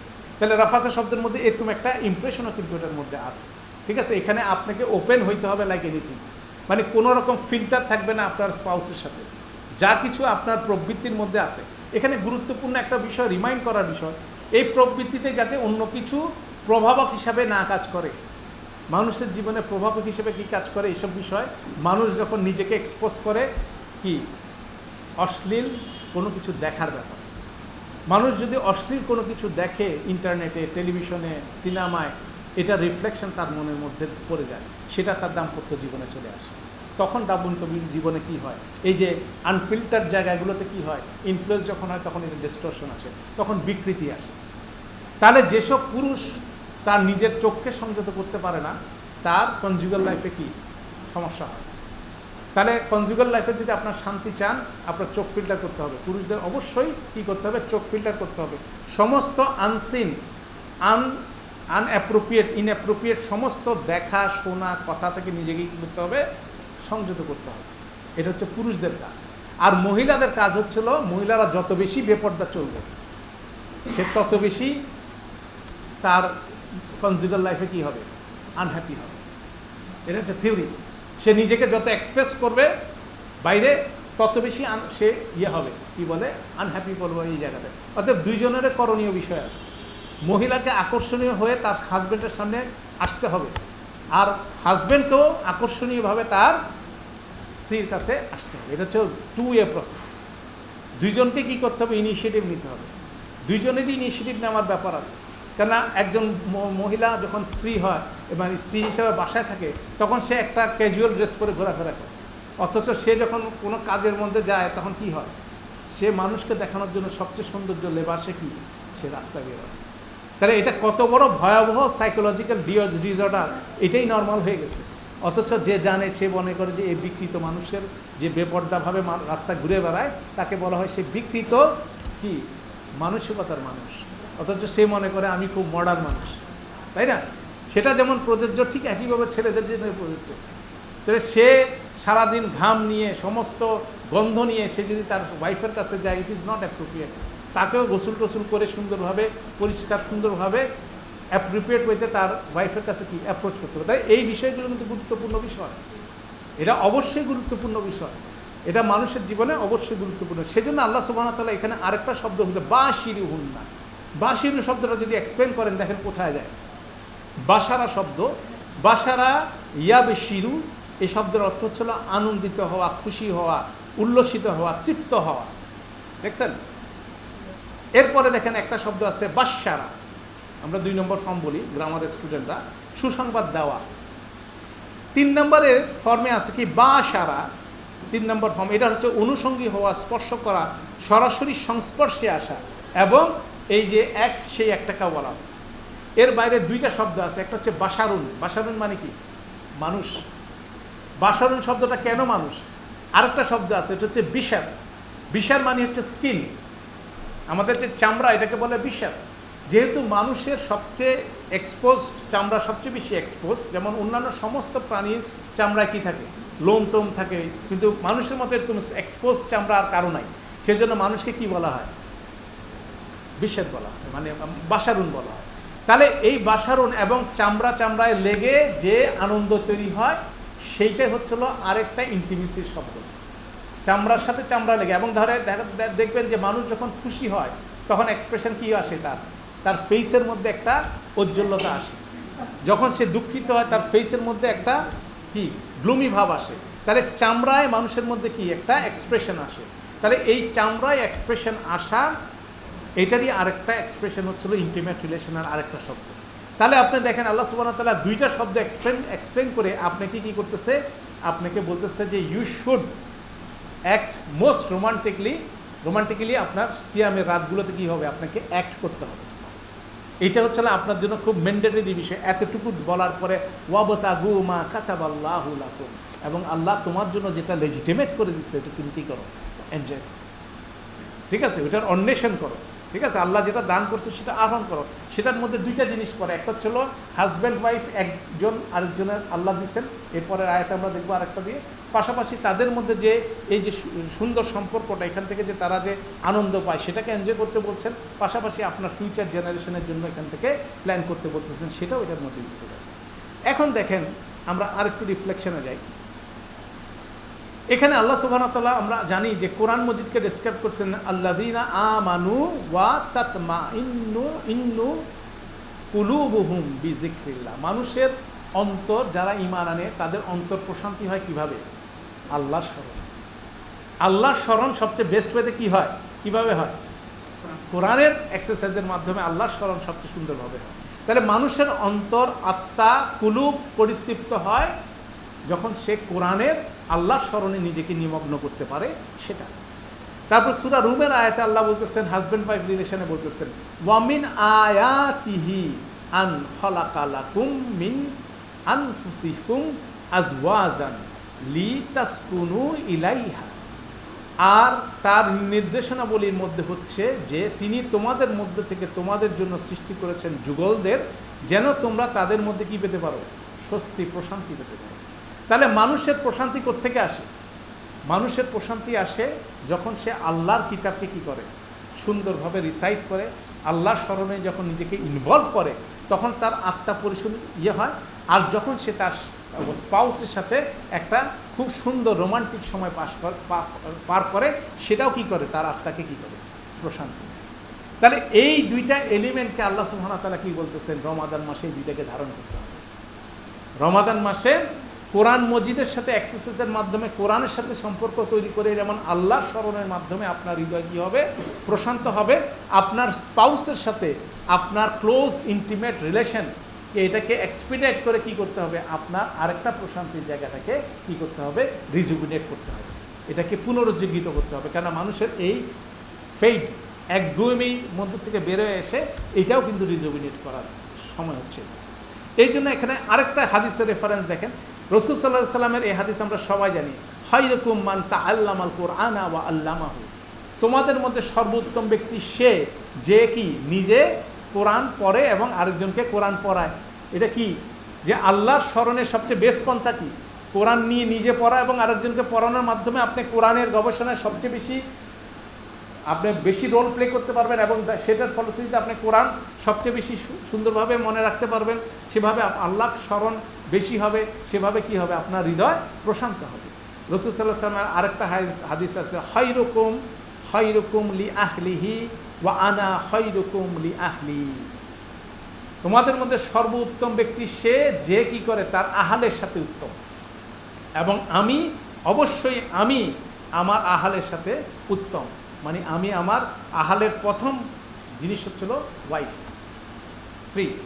ঠিক আছে, তাহলে দুইটা খায়রুকুমের মধ্যে কি আছে, একটা খায়রুকুম হচ্ছিল কোরআনের সাথে সবচেয়ে ভালো আচরণ করা, আর একটা খায়রুকুম হচ্ছিল কি, স্পাউসের সাথে সবচেয়ে ভালো আচরণ। তাহলে এই দুই খায়রুকুমের রাসূল সাল্লাল্লাহু আলাইহি ওয়াসাল্লাম এই দুই হাদিসের একদম ব্লেন্ডেড এক্সারসাইজ কোথায়, এই 187 নম্বর আয়াতে আল্লাহ সুবহানাহু ওয়া তাআলা আপনাকে করতেছে, এনার্জাইজ করতেছে যে তুমি সবচেয়ে বেস্ট ওয়েতে কোরআনের সাথে ডিল করবা রমাদান মাসে। এটা রমাদানের মাস, কোরআনের মাস, এবং বেস্ট ওয়েতে তোমাকে কি করতে হবে, তোমার স্ত্রীর সাথে তোমাকে ইনভলভ হইতে হবে, তোমার হাজব্যান্ডের সাথে তোমার সাথে ইনভলভ করতে হবে, তোমাদের এই সম্পর্কে রিজুভিনেট করতে হবে। এটার পিছনে গুরুত্বপূর্ণ বিষয় হচ্ছিল রমাদান মাসে শয়তানকে শৃঙ্খলিত করে রাখা। এই শয়তান দুইটাই কাজ করে, কোরআনের সাথে মানুষের সম্পর্ক ছিন্ন করে, হাজব্যান্ড ওয়াইফের মধ্যে সম্পর্ক ছিন্ন করে। এই দুইটা কাজ হচ্ছে শয়তানের মেইন অ্যাসাইনমেন্ট। যখন হাজব্যান্ড ওয়াইফের মধ্যে সম্পর্ক শিথিলতা আসে, এখানে যখন বিপর্যয় ঘটে, ফ্যামিলি ভেঙে পড়ে। ফ্যামিলি ভেঙে পড়া মানে কি, ইসলামের 12টা বাজে। ঠিক আছে, একটা সমাজের 12টা বাজে। যে কোনো ইসলাম নন ইসলাম যে কোনো জায়গায় যান, ফ্যামিলি যখন ধ্বংস হয় তখন কি হয়, সেখানে পুরো সমাজে ধ্বংস হয়। সেজন্য ওই একটা জিনিসের জন্য আল্লাহ সুবহানাহু ওয়া তাআলা এই আয়াতের শেষে কি বলছেন, কাযালিকা ইউবাইয়িনুল্লাহু লিআয়াতিহি লাআল্লাহুম ইয়াত্তাকুন। এইভাবে আল্লাহ তার আয়াতগুলো বর্ণনা করেন যাতে করে মানুষ নিজেদেরকে কী করতে পারে, প্রোটেক্ট করতে পারে। তাহলে সবচেয়ে গুরুত্বপূর্ণ বিষয় হচ্ছিল রমাদান মাসে আপনার কোরআনের সাথে ইনভলভ হওয়া এবং আপনার স্পাউসের সাথে ইনভলভ হওয়া, আপনার স্পাউসের সাথে আপনার সম্পর্ককে রিজুভিনেট করে। কেননা এখানে সবচেয়ে বড় অ্যাডভান্টেজ কি, শয়তান এখানে থাকবে না। তাহলে 30 দিনের যে আপনি রিজুভিনেট করবেন সেটা আপনি 11 মাস চলবেন। কোরআনের সাথে সম্পর্ক, আপনার স্পাউসের সাথে সম্পর্ক যে আপনি এখান থেকে এনার্জাইজ করবেন সেটা কি বাকি সময় চলবে। এবং এখানে বলছে হুদাল লিন্নাস, মানুষের জন্য। কোরআন হচ্ছে মানুষের, কোরআন হচ্ছিল হুদা সমস্ত মানব জাতি। তাহলে আপনার রমাদান মাসে কি করতে হবে, বেশি বেশি করে কোরআন পড়তে হবে, কোরআনের দাওয়াত দিতে হবে। যত নন মুসলিম, হাফ মুসলিম, কোয়ার্টার মুসলিম, ঠিক আছে, আমরা যারাই যেখানে আছি সবাইকে কি করতে হবে, ভাই কোরআনটা পড়ো।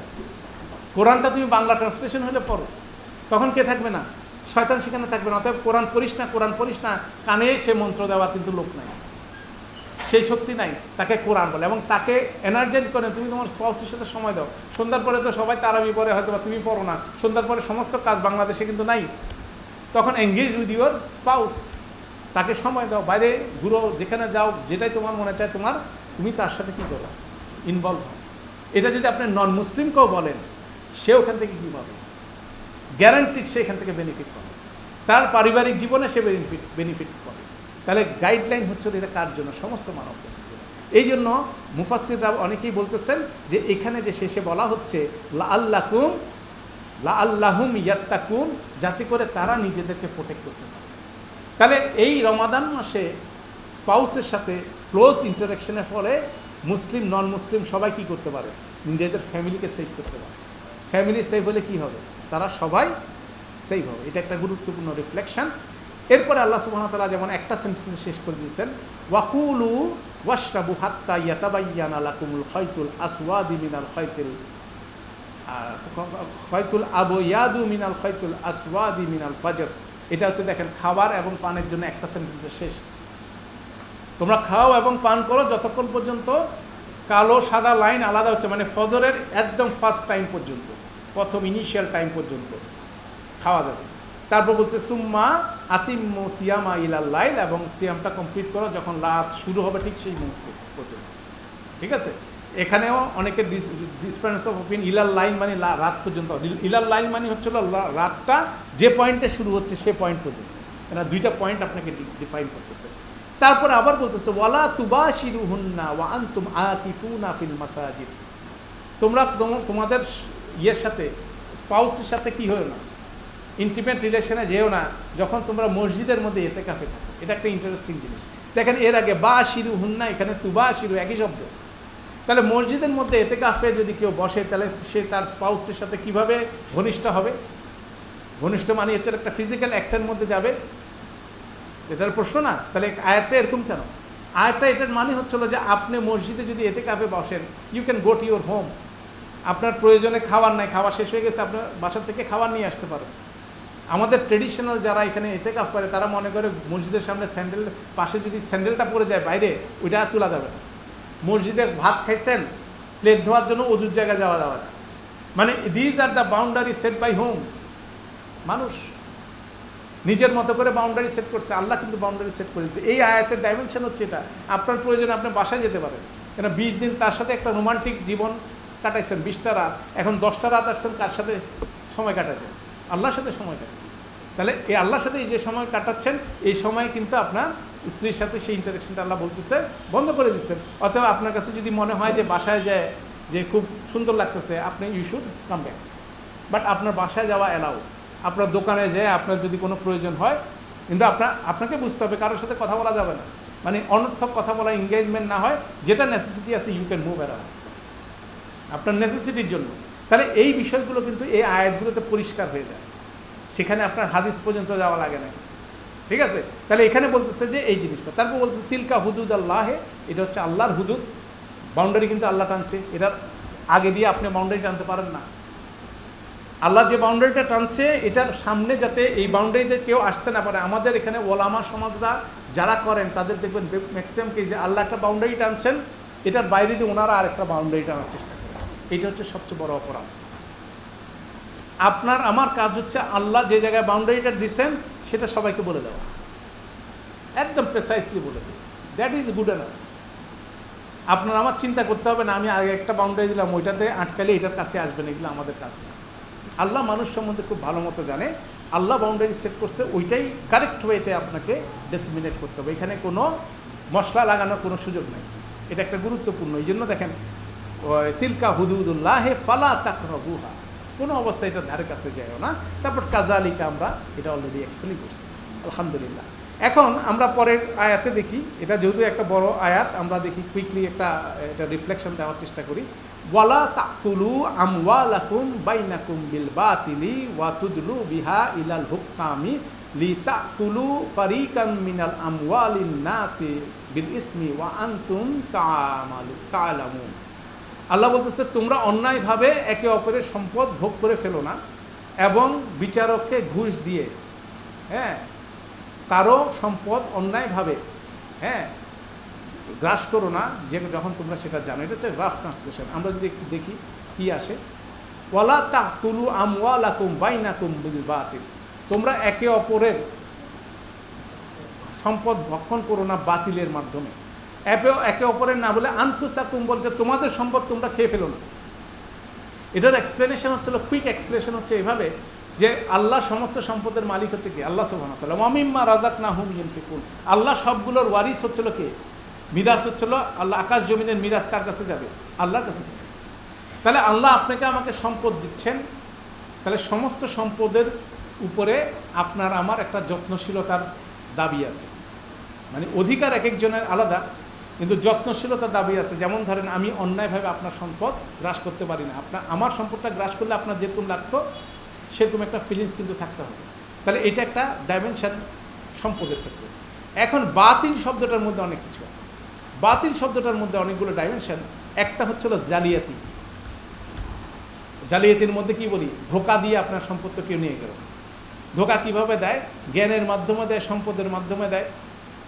ধোঁকা দেয় কিভাবে? ডাক্তার সাহেব আপনাকে প্রেসক্রিপশন দেখলো বড় একটা, যেসব ওষুধ আপনার কাজে লাগে না, কিছু ডায়াগনোসিস দিল, এগুলো আপনার কাজে লাগে না, কিন্তু আপনি দিয়ে সম্পদ আপনার পকেট থেকে টাকাটা নিয়ে নিল। গাড়ির মেকানিক গাড়ি ঠিক করতে নিয়ে গেছেন, আপনার হয়তো বা ব্রেক নষ্ট, সে বলে যে আপনার কি গিয়ার বক্স নষ্ট, ঠিক আছে, বলে আপনার মাল কিছু সে গিয়ে বলছে। ইঞ্জিনিয়ার সাহেব 1 কোটি রাস্তা 2 কোটি টাকা দিয়ে বানায়, 1 কোটি টাকা কি পাবলিকের টাকা আত্মসাৎ করে দিচ্ছে। প্রতিটা প্রফেশন, ইভেন রিক্সাওয়ালা, আপনার এখানে একজন মহিলা দ্বারা এসে বৃষ্টির মধ্যে, ভাড়া হচ্ছে 20 টাকা, সে বললো 50 টাকা, মহিলা বাধ্য উঠবে না, উঠে সে কী করলো, গেল, তাহলে 30 টাকা রিক্সাওয়ালাও খেয়ে ফেললো মহিলা, তাই না? তাহলে এই যে খাওয়ার প্রবণতা, সবাই সবার জায়গায় বিদ্যা বুদ্ধি ক্ষমতা দিয়ে কি করতেছে, একজন একজনের মাল অন্যায়ভাবে খেয়ে ফেলতেছে। বাতিলের জালিয়াতির ক্ষেত্রে এইটা একটা এক্সাম্পল। তাহলে বাতিলের একটা ডাইমেনশন হচ্ছিল জালিয়াতি। জালিয়াতির মধ্যে দুর্নীতি আছে, ধোঁকা দেওয়া আছে, মনোপলি আছে। মনোপলি মানে আমরা যেটা একটা জিনিস প্রোডাক্ট আপনার কাছে আর কাছেও নাই, যেমন 2 টাকার লবণ এখন আপনি খাবেন 25 টাকা করে। লবণ আক্ষরিক করতে 2 টাকা কেজি বিক্রি হচ্ছে, এখন 30 টাকা কেজি লবণ বিক্রি হচ্ছে। কেন বিক্রি হচ্ছে? মার্কেট সিস্টেম এমনভাবে করে জিনিসটার দাম এমন বাড়াইছে সিস্টেম করে। তাহলে এগুলো সব ম্যানিপুলেশন, সব জায়গায় ম্যানিপুলেশন। প্রাইসে যত রকম ম্যানিপুলেশন দেখেন, সবজির দামের ম্যানিপুলেশন, মাংসের দামের ম্যানিপুলেশন, রমাদানের সময় ছোলার দামের ম্যানিপুলেশন, তেলের মালুমা, সবগুলোর মাধ্যমে কি করতেছে? এই ম্যানিপুলেশনের মাধ্যমে আরেকজনের সম্পদ কী করতেছে? অন্যায়ভাবে হ্রাস করে নিচ্ছে। এটা হচ্ছে জালিয়াতি। সেকেন্ড থিং হচ্ছিল হারাম বা নিষিদ্ধ কার্যক্রমের পৃষ্ঠপোষকতা। কিভাবে এটা হয়? ধূমপান স্বাস্থ্যের জন্য ক্ষতিকারক, হারাম। সুদ হারাম, জুয়া হারাম। এখন ধূমপান যে কোম্পানি বিক্রি করে, সেই কোম্পানি একটা মেজবান দিলে, আপনি যে মেজবানে হাজির দিলেন, ঠিক আছে, সে বৃক্ষরোপণ করতেছে, এদিকে মানুষকে কি খাওয়াচ্ছে? নিকোটিন খাওয়াচ্ছে, আর বলতেছে অক্সিজেনের ফ্যাক্টরি বানাচ্ছি। আপনি সেই কার্যক্রমে যাই বললেন যে না, কিছু হলে তো ভালো কাজ করতেছে, তাহলে উই আর প্যাট্রোনাইজিং দ্যাট। তাদের সেই ট্যাপে পাত দিয়ে তাদেরকে কিন্তু তাদের হারাম ব্যবসাটাকে কিন্তু এনার্জাইজ করতেছে। সরকারকে তো অনেক টাকা কি দেয়? ট্যাক্স দেয়। অতএব অনেক লোকের, মানুষের কর্মসংস্থান হয়, কিন্তু আলটিমেটলি সোসাইটির মধ্যে কি হয়? সমস্ত মন্দ কাজ হয়। তাহলে আমরা কোনো, এবং ধূমপান কোম্পানি কি করতেছে? ক্রিকেট খেলা স্পন্সর করতেছে, ক্রিকেট খেলা আপনি দেখতেছেন, তাই না? তাহলে এইটা সুদের ব্যবসায়ী একই কেস। তারা তাদের সুদটাকে হালাল করার জন্য বিভিন্ন রকম কম্বল বিতরণও করতেছে, তাই না? সোশ্যাল ওয়েলফেয়ার, সোশ্যাল জিনিস, কিন্তু কর্মটা তো কি হারাম। লটারি, জুয়া, IPL, BPL যাই কিছু আপনি দেখেন, ক্রিকেটের নামে কি হচ্ছে, ইন্ডিয়া, পাকিস্তান, বাংলাদেশে জুয়ার আসর করতেছে। সেদিকে তাকাইলেও আপনার কি হবে, টিভিটা অন করলে, ইন্টারনেটে একটা ক্লিক দিলেও কি হচ্ছে, কাউন্ট হচ্ছে না, কতগুলো ক্লিক করছে, ওই অনুযায়ী কিন্তু তাদের ওখানে অ্যাডভার্টাইজমেন্টের ডিস্ট্রিবিউশন হয়। সেসব খেলা স্পন্সর করে মদের কোম্পানি, সেই সব জায়গায় জুয়া হয়। তাহলে ইট ইজ অলসো আপনার পক্ষ থেকে এটা কি, ইউ আর প্যাট্রোনাইজিং, আপনি হারাম ব্যবসা কার্যক্রমে। এটা আমাদের দেশে কিছুটা কম, নন মুসলিম কান্ট্রিতে এটা ব্যাপক। বাস্কেটবল খেলার মতো একটা জায়গায় অর্ধ উলঙ্গ মহিলাদেরকে নিয়ে তারা ওখানে নাচায়, ওখানে 5 বছরের একটা বাচ্চা যাচ্ছে বাস্কেটবল খেলা দেখতে, তার সামনে এই জিনিসটাকে কি করতেছে, হালাল করতেছে। তাকে তার চোখ সহ করে দিচ্ছে তুমি একটা অপকর্ম, যে অপকর্মটা সাধারণত কিসে হয়, তাদের বারের মধ্যে হয়, নাইট ক্লাবের মধ্যে হয়, সেটা নিয়ে আসতেছে কোথায়, বাস্কেটবল খেলার মধ্যে। কত ধরনের ইভিল হচ্ছে। তাহলে ওইখানে আপনার ঢোকা মানি হচ্ছিল সব জায়গায় ইউ আর সাপোর্টিং। এটা হচ্ছিল একটা জিনিস। সেকেন্ড থিং হচ্ছিল গুরুত্বপূর্ণ 3 নম্বর পয়েন্ট হচ্ছিল অপ্রয়োজনীয় কাজে অর্থ ব্যয় এবং মাত্রা অতিরিক্ত ব্যয়।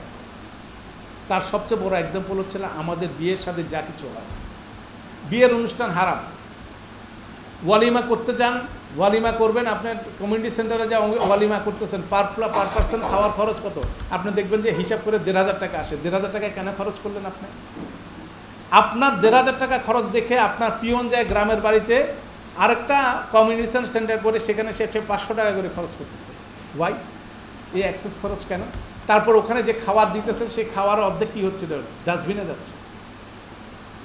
তাহলে কেউ রাসূল সাল্লাল্লাহু আলাইহি ওয়াসাল্লামের সুন্নাহ সব বলতে, ঠিক আছে ওয়ালিমা করতে বলছে, ওয়ালিমার দাওয়াত দিতে বলছে, আপনি ঠিক আছে ওয়ালিমা করলাম, দাওয়াত দিলাম, এমনভাবে করলেন যেখানে কি হচ্ছে, ওয়েস্টেজ হচ্ছে, ওয়েস্টেজ অফ মানি। সূরা আলী ইমরানে আল্লাহ বলছে কি, রব্বানা মা খালাকতা হাযা বাতিলান, আল্লাহ তুমি শুধু এইটা সৃষ্টি করো না। তাহলে শুধু অনর্থক কোনো জিনিস অপচয় করার রাইট আপনার আমার নাই, তাই না? 1,500 টাকা পার প্লেট দিয়ে আপনি কাউকে খাওয়ানোর কোনো জিনিস না। ওই লোক তো খাইতেই পারে, আপনি তারা কেন 1,500 টাকায় খাওয়াচ্ছেন? মানুষকে খাওয়াতে হবে, যে খেতে পারে না তাকে সুন্দরভাবে খাওয়ানো। যে খেতে পারতেছে তাকে 1,500 টাকা খরচ করে আপনি কেন খাওয়াবেন?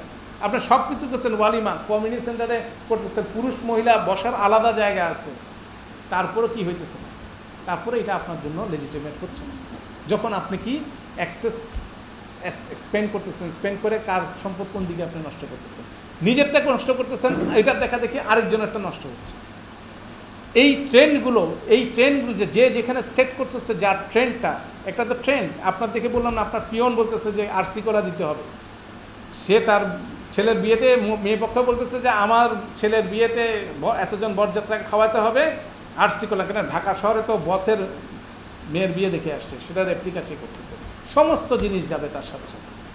তাহলে এই যে অ্যাক্সেস এবং আননেসেসারি ওয়েস্টেজ যেগুলো করা হয়, এটা এতটুকু পর্যন্ত যায়। যেমন চিপস ইন্ডাস্ট্রি, যারা চিপস বানায়, খাওয়ার চিপস আননেসেসারি, এটা আপনার নেসেসিটি না। কোমল পানীয় আপনার জন্য নর্মাল হয়ে গেছে, 7 আপ, কোকা-কোলা, এগুলো আপনার জন্য নর্মাল ছিল, এক্সেস জিনিস, এগুলো দরকার নেই সোসাইটিতে, এটা নর্মাল হয়ে গেছে। আপনার অনুষ্ঠান হলে কোমল পানি, আপনি যা ডাক্তারকে বলেন ওটার মধ্যে কি দুনিয়ার সুগার, যে খাবে সে মরবে। কিন্তু but that evil become normal. আপনি কিনতেছেন, আপনি সেই বাতিলের জায়গায়, কেন ডাক্তারের বিলে দিবে কে? আপনি একজনকে দাওয়াত করে কোকা-কোলা খাওয়াইলেন, সে অভ্যস্ত হয়ে গেল, ওই কোকা-কোলার বিপরীতে একটা সময় তার রিয়াকশন হবে না? সব কিছু কী করতেছে, আপনার একটা বাতিলের দিকে আপনাকে লিড করতেছে। এটাও কিন্তু বিলাস সামগ্রী, সবগুলো কিন্তু এটার মধ্যে পড়ে, আমরা এটা খেয়াল করি না। একজন খুব বড় আলেম বলে গেছেন একটা কথা, সেটা হচ্ছিল এরকম, একটি সমাজে যখন ধ্বংসের দ্বারপ্রান্তে উপনীত হয়, তখন দেখা যায় যে তারা অপ্রয়োজনীয় বিষয়ে বিশাল অঙ্কের সম্পদ ব্যয়ে অভ্যস্ত হয়ে যায়, এবং এটাই তাদের কাছে অতি সাধারণ মনে হয়। আপনাকে যখন আমি চিপসের কথা বললাম, তখন আপনার কাছে বললেন কেন চিপস? একটা রিক্সাওয়ালা 10 টাকা দিয়ে চিপস না খাওয়া হচ্ছে, 10 টাকা দিয়ে একটা ডিম খেলে তার জন্য অনেক বেনিফিট না? কিন্তু সে কোনটা খাইতেছে? তার ছেলে বলে আমি চিপস খাবো, ওর খাওয়ার নাই, পয়সার ভাত খাওয়ার নাই, ওইটা কি তাকে কি কোনো রকম কিছু দেয়? তাহলে সেটা প্যাট্রোনাইজ করে কে? কোনো ধনীর বাচ্চা করে, আপনি করি। আপনাকে যদি আল্লাহ কিছু টাকা বেশি দিচ্ছে, আমরা কি করতেছি? ফাস্টফুডের দোকানে ছেলে মেয়েকে ফাস্টফুড খাওয়াচ্ছি, স্কুলে যায় টিফিন দিতেছি ফাস্টফুডের, আরেকটা ছেলে দরিদ্রের ঘরের বাচ্চা স্কুলে গেছে, সেই দিকে হা করে তাকায় আছে, তার মার বাবার উপর পেশে গেছে, আমাকেও চিকেন ফ্রাই দিতে হবে, চলতেছে না? তাহলে এই যে কম্পিটিশন, এটাই কিন্তু বাতিল। এই জন্য এই আয়াতটাকে বলা হয় financial ethics for the Muslims. এটা হচ্ছিল ফাইন্যান্সিয়াল এথিক্স, বাংলায় যদি বলেন অর্থনৈতিক নীতিশাস্ত্র। এটা গেল একটা। সেকেন্ড জিনিস বলা হচ্ছে ওয়া তুদলু বিহা ইলাল হুক্কাম, এবং বিচারককে, গভর্নরকে, যে যার হাতে ক্ষমতা, তাকে কি করছে তুদলুর এক্সপ্রেশন হচ্ছিল এরকম, একটা গরুকে যদি আপনি কিছু ভুসি দিয়ে, একটা বালতিতে ভুসি দিয়ে যদি টানেন, গরু কিন্তু আপনার সাথে সাথে আসবে। দিচ্ছেন না খেতে, একটু বালতিতে ধরে টানতেছেন, এইটাকে বলা হয় তুদলু। ঠিক একইভাবে এই সোশ্যাল এভিল যারা সমাজে ছড়াচ্ছে, সিগারেটের কোম্পানি, মদের কোম্পানি, তারপরে কি আপনার পেপসি কোলার কোম্পানি, সবাই কি করতেছে, সবাই এই লেজিটিমেট অথরিটিগুলোকে কি করছে, ঘুষ দিচ্ছে, বিভিন্ন রকম স্পন্সরশিপে যাচ্ছে, যে তাদের ফলে কি করতেছে, এই সোশ্যাল এভিলটাকে কি করতেছে, সাস্টেইন করতেছে। সেটারই উদাহরণ হচ্ছে ওয়া তুদলু বিহা ইলাল হুক্কাম লিতাকুলু ফারিকাম মিনাল আমওয়ালিন নাস, যাতে করে তারা মানুষের সম্পদের কিছু অংশ কি করে ফেলতে পারে, খেয়ে ফেলতে পারে, বিল ইসমি, অন্যায়ভাবে, হ্যাঁ, ওয়া আনতুম তাআলামুন, অথচ সেটা তারা জানে। ঠিক আছে? তাহলে এই টোটাল প্রসেসটার ইন্ডিভিজুয়াল লেভেল এবং ম্যাক্রো লেভেলের ডেসক্রিপশন হচ্ছে এখানে। কেন প্রসেসটা শুরু হয়, সেই প্রসেসটাকে প্যাট্রোনাইজ করার জন্য সমাজের মধ্যে থাকে, আবার ওই সমাজের চেইনের মধ্যে আমরা জেনে না জেনে কি করতেছি, ইনভলভ হয়ে যাচ্ছি। এর মধ্যে সবচেয়ে ইন্টারেস্টিং জিনিসটা আজকে আমরা এখানে শেষ করবো, এটা বড় আলোচনা। এই আয়াতটা ছিল বলতে পারেন 1 ঘন্টার উপর এটার উপর আলোচনা হতে পারে, কিভাবে আমরা অন্যায়ভাবে আরেকজনের সম্পদ খেয়ে ফেলি, হতে পারে। শেষে একটা জিনিস আপনাকে বলবো, আপনার আমার সম্পদ যখন থাকে, একটা অংশ আপনি কোনো না কোনো ব্যাংকে রাখেন না? এখানে ফারিকান শব্দটা খুব ইম্পর্টেন্ট। ওয়া তাকুলু ফারিকান অংশের বিভিন্ন অংশ শব্দ আছে, নাসিব আছে, হ্যাঁ। ফারিকান হচ্ছে, ফারিকান মানে ফারাক করা, মানে যে সম্পদটা আপনার থেকে আলাদা। এখন আপনি দেখেন, আপনার সম্পদ আছে, বাড়ি আছে, গাড়িও আছে, আপনার কাছে কিছু টাকা আছে, ব্যাংকে 5 লাখ টাকা রেখে আসছেন, দরকার নাই, 5 বছর ধরে পড়ে আছে, দেখেন ওইটা আপনার থেকে দূরে আছে না? এরকম অনেকের সম্পদ কি আছে, দূরে দূরে আছে, কিন্তু সবার ব্যাংকে টাকা থাকা মানে এটা হচ্ছে আপনার ঘরের মধ্যে না। ঘরের মধ্যে যদি থাকে, ডাকাত এসে যদি টাকাটা নিয়ে যায়, তখন বুঝবেন যে আপনি কি হয়ে গেলেন, আপনি রবড হয়ে গেলেন, ছিনতাই করে নিয়ে গেল, বুঝবেন যে গেছে গা। কিন্তু ওখানে দূরে আছে, ওখানে কি করে, এই পদ্ধতি করে কিন্তু ওই টাকা কিন্তু নাই। বাংলাদেশের মানুষ যদি এখন সবাই চেক ফেলে, ব্যাংকে বলে যে ভাই আমার টাকাগুলো দেয়, বাংলাদেশের ব্যাংকগুলো টাকা দিতে পারবে না, বাংলাদেশের ব্যাংকগুলো টাকা দিতে পারবে না। তখন এরকম পরিস্থিতি যখন বিভিন্ন দেশে হয়েছে, তখন তারা কি করে রেশনিং করছে, যে কেউ 500 টাকার বেশি পার ডে ব্যাংক থেকে তুলতে পারবে না। তাহলে কি হয়ে যাচ্ছে, আপনি দেখছেন আপনার ফারিক যে সম্পদটা আছে সেটা কি হয়ে গেছে, অলরেডি লুট হয়ে গেছে। কনসেপ্ট হচ্ছে এটা। তাহলে সেই লুটকে জায়েজ করার জন্য কি করতেছে, বিভিন্ন রকম অ্যাডভার্টাইজমেন্ট দিচ্ছে, সঞ্চয়পত্র, এই সেই বিভিন্ন স্কিমের মধ্যে আসছে না, এসে ব্যাংকে দেখাচ্ছে আকর্ষণীয় চাকরি, অথচ ব্যাংকের কিছুই নেই, ব্যাংকের কোনো কিছুই নেই। যেদিন এই রিসেশনে পড়বে, এটা ডেস্ট্রয় করবে সবাইকে, তাই না? তাহলে এই বিষয়টা, যেমন আপনার এই যে মাল্টি লেভেল কোম্পানিগুলো বাংলাদেশে হলো, তারপরে কাজল মিয়া হুন্ডি, সেগুলো যেহেতু প্রাতিষ্ঠানিক ভিত্তি নাই, সেজন্য তারা কি করছে, একেবারে সাথে সাথে কিন্তু গায়েব হয়ে গেছে। আর এখানে যেহেতু বাংলাদেশ ব্যাংক এটাকে প্যাট্রোনাইজ করতেছে, গভর্নমেন্ট এখানে প্যাট্রোনাইজ করতেছে, তারা কিন্তু দাঁড়ায় আছে, অথচ আপনার মালকে কি করতেছে, তারা খেয়ে ফেলতেছে। তাহলে এই প্রসেসের মধ্যে কিন্তু শুধুমাত্র সুদ না, আরেকজনের মাল প্রসেসের মধ্যে কিন্তু ব্যাংকিং সেক্টরও কিন্তু এই আয়াতের আন্ডারে, সেই ব্যাংকিং সেক্টরও পড়ে। আরেকজনের মাল সবচেয়ে বাজেভাবে তারা কি করতেছে, নষ্ট করতেছে আরেকজনের মাল। সবাই টাকাটা রাখছে, টাকাটা কি করতেছে, ব্যাড লোন, ব্যাংকের নামে বিভিন্ন রকম জমি জমা কিনে, ব্যাংকের কর্মচারীকে লক্ষ লক্ষ টাকা বেতন দিয়ে, হ্যাঁ, কেন অ্যাকাউন্টেবিলিটি নাই তো। ব্যাংকে, যে কোনো ব্যাংকে আপনি এই মুহূর্তে দেখাতে পারবেন লস, এই মুহূর্তে দেখাতে পারবেন লাভ, পুরাটাই ভুয়া, লাভের পুরাটাই ভুয়া। তাহলে এই যে যত দিন যাচ্ছে, টেকনোলজি কী করতেছে, এই করাপশনকে কী করতেছে, আরও বেশি ফাইন টিউন করতেছে, তাই না? তাহলে এই জিনিসগুলো যদি, এথিক্স যেগুলো যদি আমাদের না থাকে, তাহলে কোনো সময় সাস্টেনেবল ভাবে আমরা কি করতে পারবো না, নিজেদেরকে প্রোটেক্ট করতে পারবো না। সারা পৃথিবীতে মুদ্রা ব্যবস্থা এটা নিয়ে বিভিন্ন আলোচনা হচ্ছে, এবং আলোচনার মধ্যে আপনারা যারা একটু পড়াশোনা করে দেখবেন, সারা দেশে সারা বিশ্বে মার্কিন ডলার কেন চলবে? মার্কিন ডলারের এত কি বিষয়? ওরা খালি টাকা ছাপাচ্ছে আর পুরো পৃথিবী তার পিছিয়ে পিছিয়ে দৌড়াচ্ছে। যে গন্ডগোল করতেছে, গাদ্দাফিকে মেরে ফেলছে, মানি মার্কেটের ম্যানেজমেন্ট নিয়ে তারা গাদ্দাফিকে মেরে ফেলছে। তাহলে ব্যাপারগুলো হচ্ছিল যখন আপনি আরও পড়বেন তখন এই আয়াতগুলো রিফ্লেকশন। এই জন্য দেখা যায় আমাদের একটা জিনিস শেয়ার করি। গত সপ্তাহে আমি এক ভদ্রলোকের সাথে আমার পরিচয় হয়েছে, বাংলাদেশে এক এন্টারপ্রেনার। সে 2012 সালে সে কি হয়ে গেছে, মুসলিম। আগে ছিল নাস্তিক ছিল, সেখান থেকে হি টার্ন টু ডেভোটেড মুসলিম। তার কারণ হচ্ছিল সে এথিক্যাল ফাইন্যান্স নিয়ে সে পড়াশোনা করে সে মুসলিম হয়ে গেছে। ইঞ্জিনিয়ার সাহেব, খুব ভালো ছেলে, পড়াশোনা খুব উদ্যোগী ছেলে। যখনই দেখছে এথিক্যাল ফাইন্যান্স, কোনো এথিক্স নাই সারা পৃথিবী, সেটা পরে মুসলিম। সারা ওয়ার্ল্ডে বিভিন্ন জায়গায় মানুষ যখন পড়াশোনা করছে ফাইন্যান্স নিয়ে, আমেরিকা যারা টপ লেভেল পড়াশোনা করছে তারা সবাই কি হয়ে গেছে, রিভার্ট হয়ে গেছে। বলছে সবচেয়ে বেশি অনাচার চলতেছে কোথায়? অর্থনৈতিক অনাচার চলতেছে। সেটার বিপরীতে আল্লাহ সুবহানাহু ওয়া তাআলা আপনার আমার জন্য কি দিয়েছে, খুব ডিপ একটা আয়াত দিয়েছে। এবং এই আয়াতটা রিলেটেড টু আগের সেকশনের সাথে, এই জন্য আপনার রমজান মাসের ফুল এক্সারসাইজের রেজাল্ট কি? তাকওয়া অর্জন করবেন। তাকওয়া অর্জনের প্রথম টেস্ট হচ্ছিল আপনি মাল নিয়ে কি করতেছেন, আপনার সম্পদ নিয়ে আমি কি করতেছি, সেটা হচ্ছে প্রথম টেস্ট। কেননা দেখেন আয়াতুল বীর যখন আমরা ডেসক্রাইব করলাম 177 আয়াত নাম্বার আয়াতে, আল্লাহ বলতেছেন ওয়ালাকিন্নাল বিররা মান আমানা বিল্লাহি ওয়াল ইয়াউমিল আখিরি ওয়াল মালাইকাতি ওয়াল কিতাবি ওয়ান নাবিয়িন। ঈমানের পরে প্রথম কাজ হচ্ছে ওয়া আতাল মালা আলা হুব্বি, এবং যে মাল ব্যয় করে কি তার প্রতি ভালোবাসা থাকা সত্ত্বেও। তাহলে তাকওয়া ঈমানের প্রথম কাজ হচ্ছিল কি, আপনি মাল কিভাবে হ্যান্ডেল করতেছেন, আপনার সম্পদ কিভাবে হ্যান্ডেল করতেছেন, সেটার প্রথম প্রমাণ।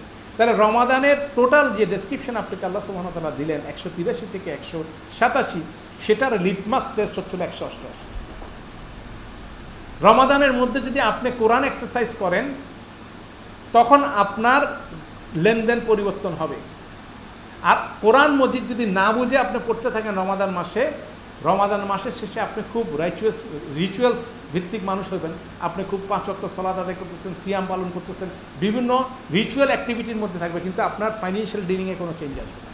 যদি ফাইন্যান্সিয়াল ডিলিংয়ে আপনার আমার যদি চেঞ্জ না আসে, দ্যাট মিনস রমাদানের থেকে আমরা কারেক্ট কী করতে পারতেছি না, শিক্ষা নিতে পারি। কেন কোরআন নিয়ে ডিল করি না। কোরআন নিয়ে ডিল করলে এই জিনিসগুলো কোথায় আসবে, বারবার আসবে।